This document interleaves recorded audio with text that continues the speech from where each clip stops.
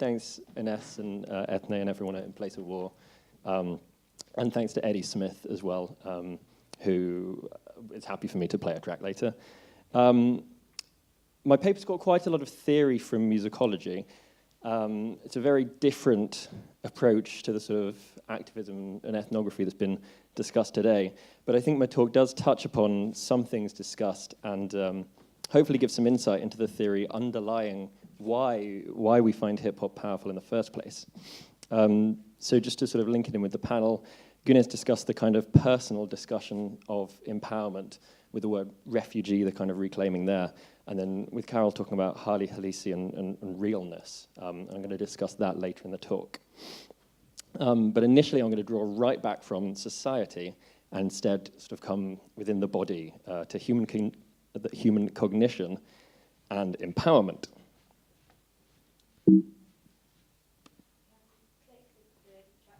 Thanks. So today I'm going to talk about empowerment in rap as part of the topic of my doctoral research. So I really wanted to contribute when I saw the conference call for papers, the power of hip-hop. And I thought, well, which power? What's the nature of this power? Few of us would deny that power does interact with rap in highly significant ways, and yet there's a dearth of research on this, particularly from a musicological standpoint. While we might find some discussion of rap's socio-political power, and we've talked about it a lot today, it's often using purely lyrical analysis, whereas I think there's something we can get from the music.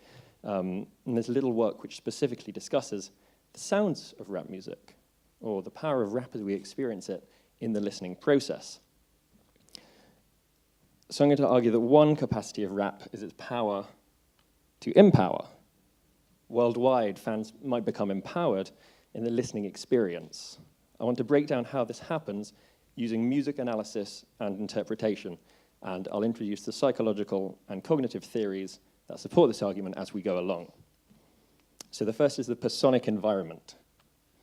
It was first introduced by Alan Moore, if it comes back. Thank you. It's a way of thinking about the listening experience, basically, a way of grasping this, which is quite important. I think this is a useful tool for conceptualizing the virtual environment that we're invited into when we listen to a song. So what I mean by this environment, it's often painstakingly constructed by musicians and recordists in a studio, certain effects being applied, the recording process, all this kind of thing. But I'm more interested in how we perceive it as listeners. How do we conceptualize the environment that it seems like we're listening to for any given track? The most significant thing within a song's virtual environment is usually the presence of a persona. Now, this is the virtual individual who we imagine performing the lead vocal to us. Just as we hear people communicating with us through sound day to day, like I am now, we pay great attention to the voice in recorded songs. For instance, this is why the vocal's usually positioned in the dead center of a mix. If you think we're animals with two ears, we turn our heads to face voices. We have to listen to it so that the sound reaches our ears at the same time. And so it's disorienting when a voice is positioned to one side or when it moves across the virtual environment. And it's just one example of the way that recorded music simulates our real environment. And when we listen to music, just like in our real environment, we attempt to understand our surroundings by asking questions of the noises around us. And so this personic environment theory is a useful framework for investigating the information that the persona and the environment provide to us as listeners. Most importantly, we can consider the relationship between the persona and the environment that they occupy. Sometimes the environment offers us more information than the persona, in the same way that sometimes body language can tell us more than a persona's verbal communication. So how do rappers construct their personas? The vast majority of rap artists present their in-song personas as completely coextensive with themselves as performers and the people they are off stage. But this isn't necessarily the case for all popular musicians.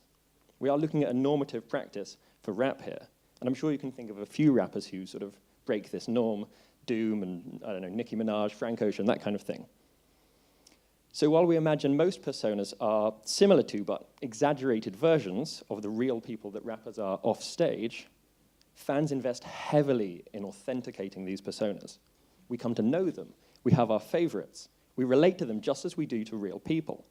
And my main thesis is that these virtual people, these personas, can empower us. Let's move to an example. The piece I'm looking at is Little Simz track Bars Simzson. I'm going to discuss how Simz' rap persona offers up a model of empowerment by analyzing the vocal performance, the persona, and the beat, the environment. I'll play it in full now. Every tune was a hit. It wasn't, hey, Mary, turn it over on side 2. Boy, you'll love take 4. It's like all 6 on each side was impeccable. Yeah. Oh. I'm a visionary, get the eyes of the self-made money gang. Niggas up there, they can see a little bit of them in me. Roll trees, I'm a young Steve Jobs. When I get to 21, I'ma be handing out jobs. And that ain't even a lot compared to what I'm really about to do. When I dare you to ever wanna stop me, nah, never. Give me that title, I'll make it better. Give me any challenge, a journey, and I'll endeavor. That ain't even much, I ain't even bragging as such. Never will it ever be a rush. Rev up the lift up the clutch. Labels don't get me, I must be speaking in Dutch. Oh, what the fuck, lyrically bury these rappers alive. Come back and finish my lunch. Cheeky, I know it enough. They rate the average rapper, niggas is lost. Pay me to talk to the boss. You ask for quality, why are you watching the cost? Spend all your money on Gucci, why are you stunting? I just roll up in Lacoste. Many get ready to all floss, trying to be heavy, the weight loss. Give me a second to break locks, vocal and bangers, I make lots. Hearing I'm ready to take shots, bringing it to me and ain't lost. Why would you be surprised when the third eye is the main watch? I'd advise you to make ties with a stay boss, so deprive you will stay fries like a stray dog. Oh, alright, Simz, not every day it's kill him. Why so aggressive? Cause motherfuckers never loved us like the Drake song. I be here, be forgotten. I ain't even gotta tell them I'm a fucking problem. Though I keep a humble wine into all the flossing. Get them hands up with the shows, I get it popping. Read between the lines where you acting like you don't know the space. Space age would've find what is great. I put my mind in a place where I don't focus on the time of the day. Man, I got too much to say, let me say it. Put my verse on a quick loop when you play it. I ain't never got to impress you when I spray it. When I blow big, you know that's chaos. GRM, I got the evidence, I'm rated. Everybody knows I'm a clever young lass with a little sass. Trying to put my city on the map. When till it were back, I was never gone, now I'm back. I'm just trying to bun a little Zega race sack. Give me that.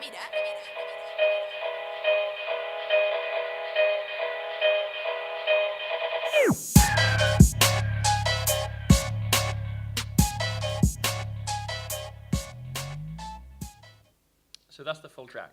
Is it okay if I switch to this mic now? Cool.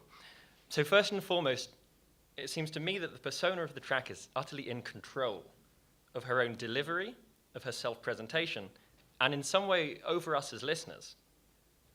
Throughout the track, she displays an empowering vocal virtuosity, a physical display of speed, ability, stamina, and therefore power. So lengthy, sustained rhyme patterns demonstrate her vocal skill. In the space of 11 seconds, Simz fits in 8 rhymes on the phoneme as in much, and 13 rhymes on as in lots, straight after.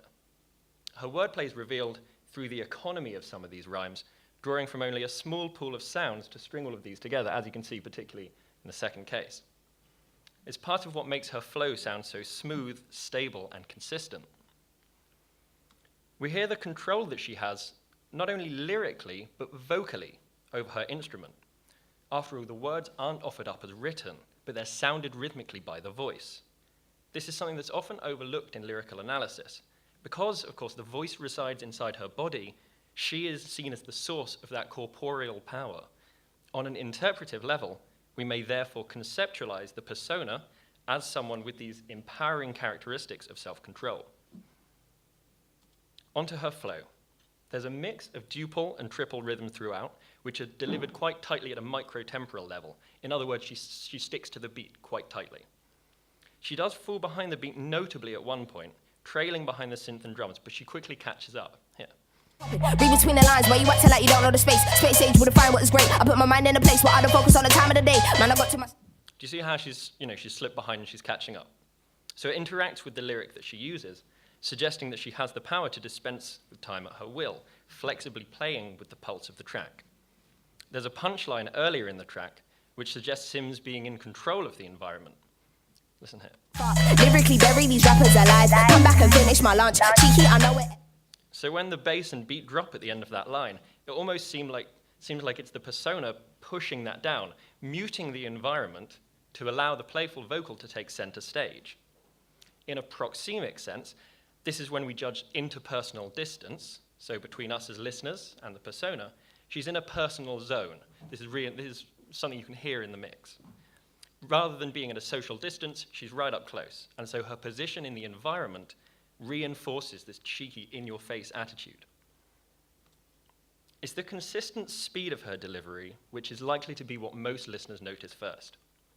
She impatiently begins her flow even before the beat drops at the very start. I'm a visionary, get the eyes of the self-made money gang niggas up. Showing that she's got too much to fit into the track, too many bars to deliver, as we might expect of someone with the nickname Bars Simzson.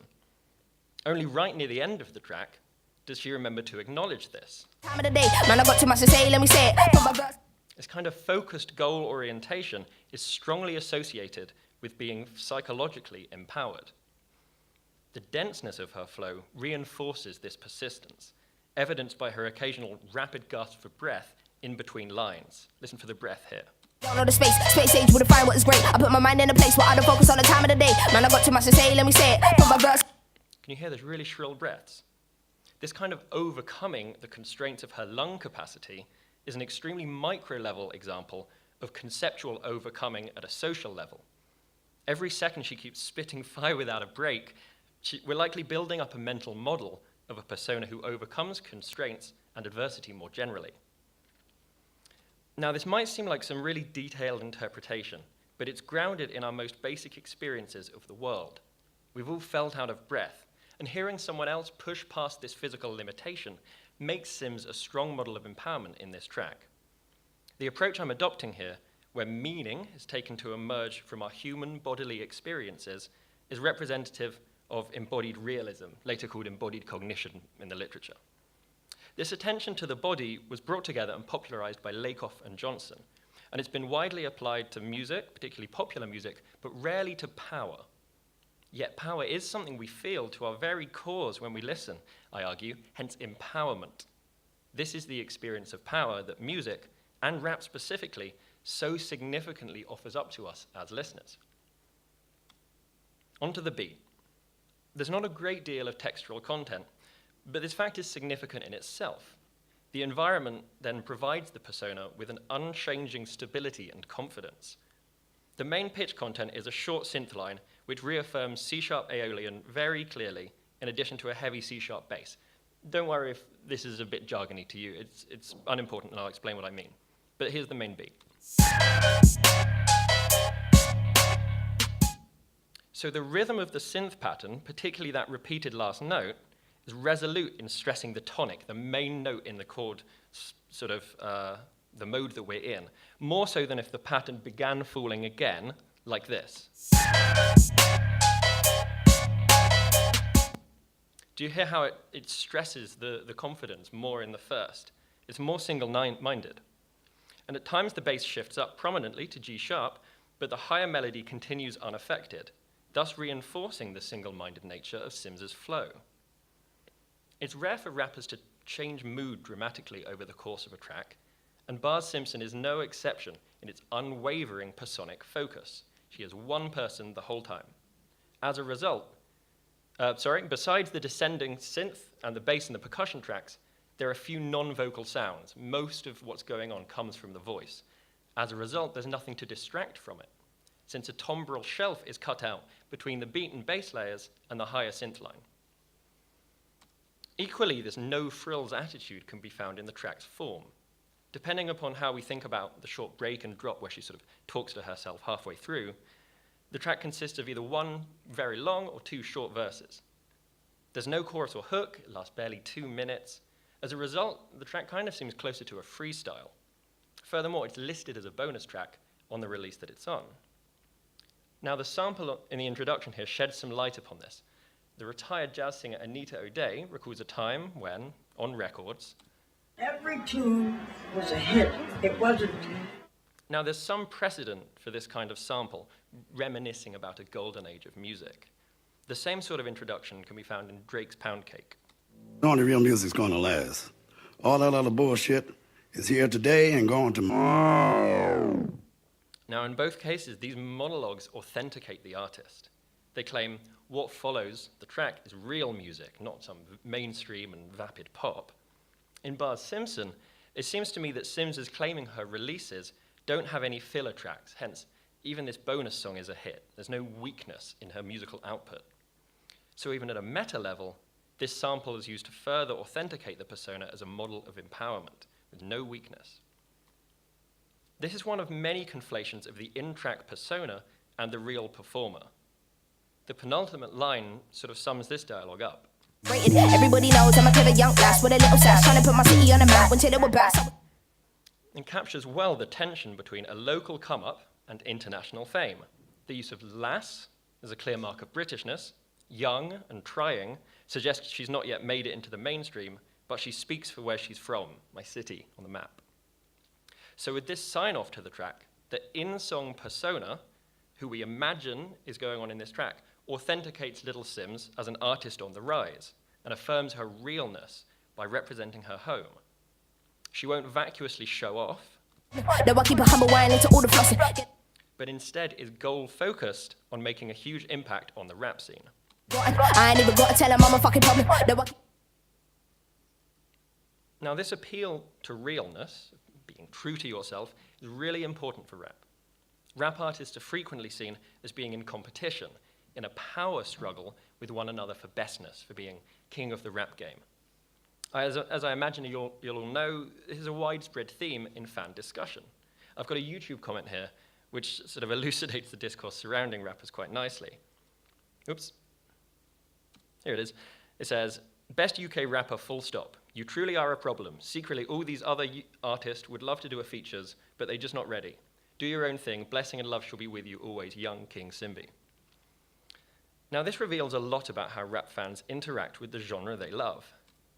The gender inversion of Little Simz as a king is interesting here, and it's a common theme amongst her fans. But it's also unsurprising if we're more familiar with Simz's work. Here's the opening to her debut album. Oh, everybody should know that I'm king now. Yeah. Now, the fan comment does specify her by nationality, limiting her skill to the UK, but not by gender. So perhaps her performed subversion in tracks like Bars Simzson enables her to be seen not just as the best female rapper, for instance. I argue that the conventional marginalization of women in rap is why the track I've discussed today is so important a presentation of Little Simz's mission statement as an artist. Now, for some listeners, this may be a very powerful subversion. Hearing Little Simz's confidence in spite of her young age, her virtuosic performance, and focus on taking the rap throne may be highly empowering. We see displays of power every day in our real environment, and listening to music is no different. Whether we are personally psychologically empowered depends very much on how we relate to a given persona. We might be encouraged to side with her, and in a kind of allegiance with Simz, we adopt her empowered state of mind.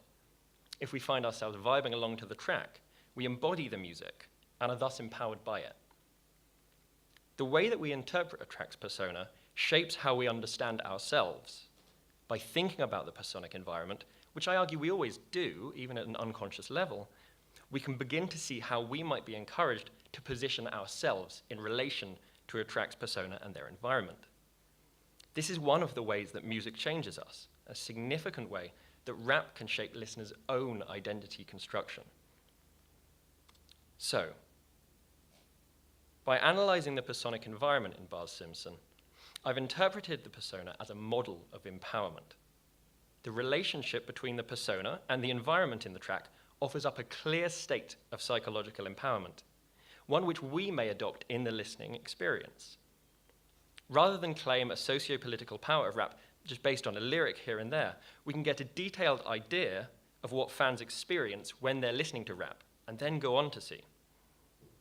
Finally, this theoretical framework, which is based in the sounds and the music of rap music, provides a foundation from which to start investigating what listeners do with this empowerment. When hip-hop offers us empowerment, how do we use it? Thanks for listening.